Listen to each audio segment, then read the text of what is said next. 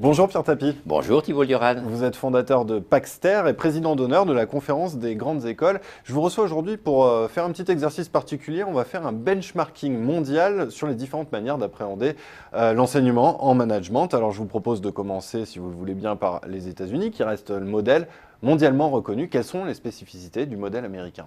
Les spécificités américaines sont d'être enracinées dans un territoire dans lequel l'entrepreneuriat est essentiel parce qu'on est dans un pays à très grands espaces et où des gens relativement bien mais pas très longtemps formés au début sont précieux pour l'univers professionnel. Ce qui veut dire qu'avoir un bachelor aux États-Unis à 21-22 ans, partir travailler et revenir faire un MBA aux alentours de 28 ans est quelque chose de naturel pour les étudiants américains, compte tenu du système socio-économique dans lequel ils sont. C'est un système qui pousse beaucoup à l'entrepreneuriat, notamment dans le secondaire, et ça les amène à quelque chose d'un petit peu particulier, qui est que comme leur modèle de MBA, de formation de niveau master au management, est en fait toujours un modèle avec des étudiants qui ont déjà 4 à 6 ans d'expérience professionnelle, ils le font dans un esprit qui est assez utilitariste, qui est intéressant sur le plan opérationnel, mais qui ne va pas les rechallenger sur des valeurs fondamentales, sur des éléments de connaissance assez généraux, etc. Alors, les meilleurs essaient de le faire, je ne veux pas caricaturer, mais cependant, la tradition américaine a toujours été d'avoir plutôt des formations au management assez tardives, à l'âge de 27-28 ans, et en étant très opérationnel, mais parfois un petit peu utilitariste d'une certaine manière. Alors vous avez commencé à aborder le sujet que je voulais aborder maintenant, c'est la question des limites. Est-ce qu'on peut trouver des limites à ce modèle américain qui fait référence mondialement? Je pense qu'une des limites, c'est qu'il porte le risque de ne pas assez intervenir dans la réflexion des étudiants au moment où les pensées profondes se forment, c'est-à-dire entre 18 et 23 ans. Et là, il y a une grande opposition entre le modèle américain et le modèle de différents pays qui sont moins entrepreneuriaux historiquement et qui sont aussi bien des modèles européens que même des modèles chinois ou japonais, dans des pays de très vieille culture, parce que dans ces pays-là, au contraire, on cherche à former les jeunes davantage à la philosophie, à l'histoire, aux humanités classiques, avant de les lâcher dans le management. Alors, revenons à l'Europe. Est-ce qu'on peut parler de modèle européen ou y a-t-il une multitude de modèles, des modèles trop hétérogènes pour pouvoir justement parler de modèle européen? Alors, d'abord, dans l'Europe, il y a l'Angleterre, dont on ne sait jamais bien de quel côté de la Manche ou de l'Atlantique elle se situe, et elle mérite d'être traitée à part, ne serait-ce que parce que, historiquement, l'Angleterre a été le pôle principal de formation au management jusqu'au début des années 60. Après, se sont développées de manière davantage visible des écoles, même si elles existaient en Europe depuis longtemps. Ce modèle européen, comme vous venez de le suggérer, effectivement, il est contrasté, en fait. Au Royaume-Uni, la grande tradition d'Oxford, de Cambridge, est de former très jeunes, des gens, pas très longtemps, mais aux humanités classiques. Et c'est à partir d'un bachelor en histoire médiévale ou en philosophie que l'on va aller faire, y compris de l'actuariat, chez un assureur, ce qui apparaît éventuellement incongru. Cependant, après cette première formation classique, quand les jeunes Anglais retournent à un niveau plus âgés, faire du management. Là, en revanche, ils sont dans un modèle très calqué sur le modèle américain, avec des MBA plutôt à des âges âgés, même plus vieux plutôt que le MBA américain, qui tend plutôt à se rajeunir, et avec des MBA qui, là aussi, sont très opérationnels. Par opposition, en Europe, et je m'arrête après là, en Europe continentale, on est plutôt allé, que ce soit dans les grandes écoles françaises ou que ce soit en Allemagne, vers des formations jusqu'au niveau master, qui soient des formations intégrées longues, plus ou moins professionnalisées selon les pays.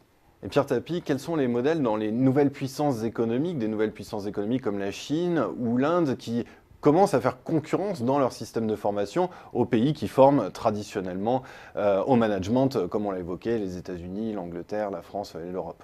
Vous avez raison, c'est une question importante. Et l'Inde et la Chine, par exemple, ont donné des réponses assez différentes à cette question-là.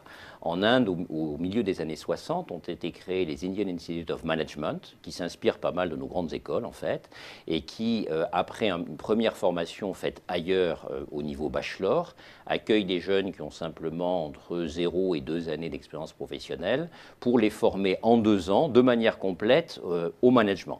C'est une forme de MBA jeune, qui se rapproche beaucoup de la grande école nouveau style, c'est-à-dire la grande école prévue pour être extrêmement professionnalisante et former les jeunes de 24-25 ans. Et en Chine, un modèle encore très différent. Et dans le cas de l'Inde, avec des coefficients de sélection absolument ahurissants, du genre 300 000 candidats pour 300 places.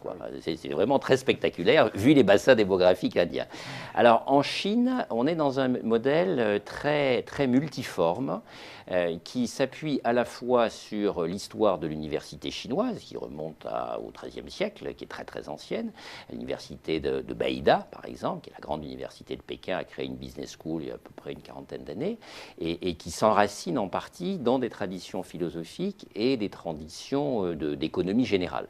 Et puis, à côté de ça, mais souvent dans la même école, en parallèle, vous avez un appétit massif pour des programmes de MBA, qui souvent d'ailleurs sont des programmes d'exécutif MBA et qui forment des gens entre 35 et 50 ans au management moderne.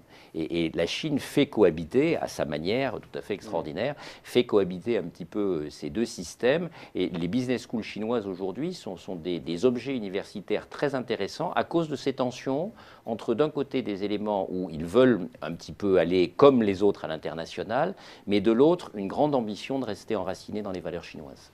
Alors, tant qu'on est en Asie, je voudrais qu'on évoque le Japon, même si ce n'est pas une nouvelle puissance économique. Quel est le modèle au Japon? Alors, le Japon est encore un peu différent, décidément. Vous voyez que les réponses sont très diverses et en fait très typées selon les pays.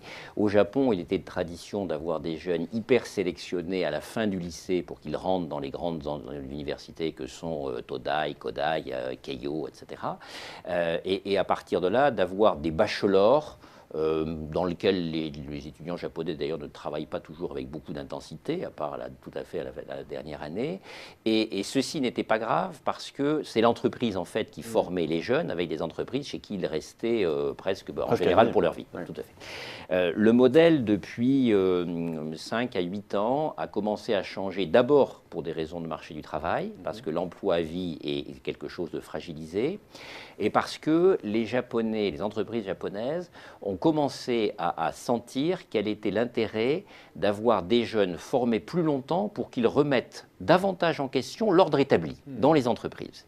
Et c'est à partir de la loi du 1er avril 2004, donc à peu près il y a une dizaine d'années, qui est une loi qui a en fait créé les formations professionnalisantes de niveau master, en commençant d'ailleurs par les formations d'avocats, les formations de juristes et les formations de business, que le Japon a commencé à être plus proche de nos modèles en formant des gens de niveau master dans les sciences du management.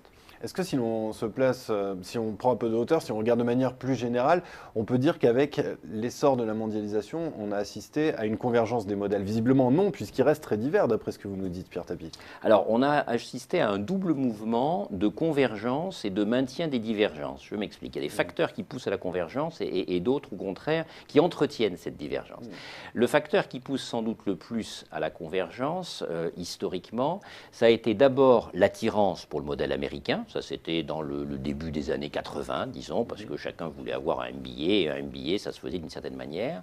L'INSEAD a introduit une innovation de rupture qui a été le MBA en un an, et le programme INSEAD s'est mis à s'appeler MBA seulement au début des années 80. Et à ce moment-là, en parallèle de ce modèle-là, est apparu l'executive MBA. L'apparition de l'executive MBA a amené un grand nombre d'écoles à rentrer sur ce marché-là, dans les années 90 à peu près. L'executive MBA est un produit relativement standard, effectivement. En revanche, à côté de ce phénomène de standardisation, de convergence, qui a été encore renforcé par le phénomène des rankings, le phénomène des classements est un phénomène qui tue de manière absolument dramatique la biodiversité des pédagogies. Mais au-delà de ces phénomènes de convergence, est apparu pour les entreprises subtiles le fait qu'elles devaient travailler avec les cultures locales et qu'elles devaient travailler avec des gens qui comprenaient profondément les cultures locales. Et du coup, les toutes meilleures business schools dans le monde sont davantage dans un état d'esprit de cultiver leurs différences de manière à réenraciner la manière moderne de faire des affaires dans un système de valeurs, dans un système sociopolitique qui permet de s'enrichir de l'histoire de leur pays. Ils font un travail sur leur identité propre. Absolument. Eh bien, Pierre Tapie, merci d'être venu nous nous décrypter ces différents modèles dans le monde. On a bien compris des éléments de convergence et des éléments de divergence. Merci. Merci à vous.